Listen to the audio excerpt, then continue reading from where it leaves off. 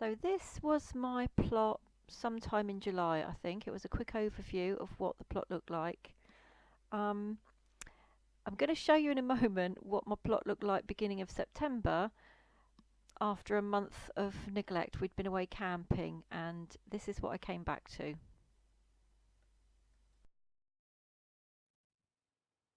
So this is what happens when you don't come up to the plot for a month.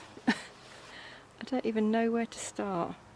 My grass is all overgrown. My fennel all gone to seed. Everything has gone berserk.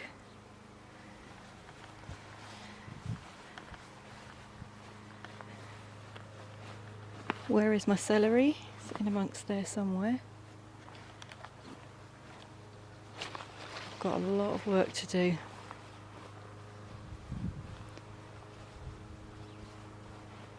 Look at the state of it. Where to begin? Oh, at least my broccoli's looking quite nice. There we go. What a mess.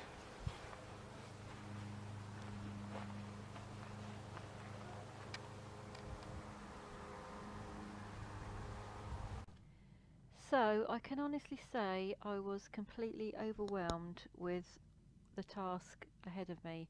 I really didn't know where to start. So I strapped on my knee pads, got down on my knees and just started ripping out weeds.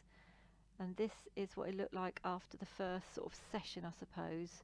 I didn't need to use a fork. I was just ripping them out. The ground was nice and soft, but look at my wheelbarrow. That's one of many loads that got dumped onto my compost heap. It was just hard work. And then I set about harvesting the borlotti beans. So I'm just weeding around them and harvesting them at the same time. I did get that bag was completely bursting at the seams by the time I'd finished, but I think I'm going to give you a little look at what they were looking like. They were rattling around in the pods, so apparently that's when you're supposed to harvest them. I haven't depodded them yet, but I'll do that and put them in a jar so that I can use them in soups and stews. Then I set about pulling down the mystery beans, which turned out to be runner beans. Surprise, surprise. I'm not really a lover of runner beans, so I've given quite a lot of them away over the summer, and although they were still sort of producing, I just wanted to get that wigwam down because it was sort of leaning over and falling down. So I pulled them down and they're now adding to my compost heap. There's a little sunflower, it's a big sunflower head that sunflower just collapsed across my plot, and so I've put it in the compost heap, but I saved the head and left it there for the birds to have a nibble on. My chard, everything had gone to seed, so I just was pulling all the seed heads off of everything, really, or chopping all the seed heads off the chard and the fennel.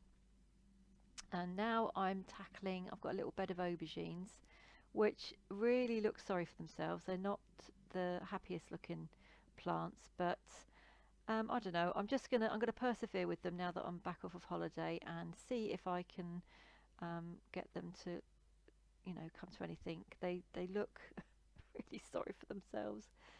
The fruit, it's not looking very fruitalicious, but we'll see what happens with them.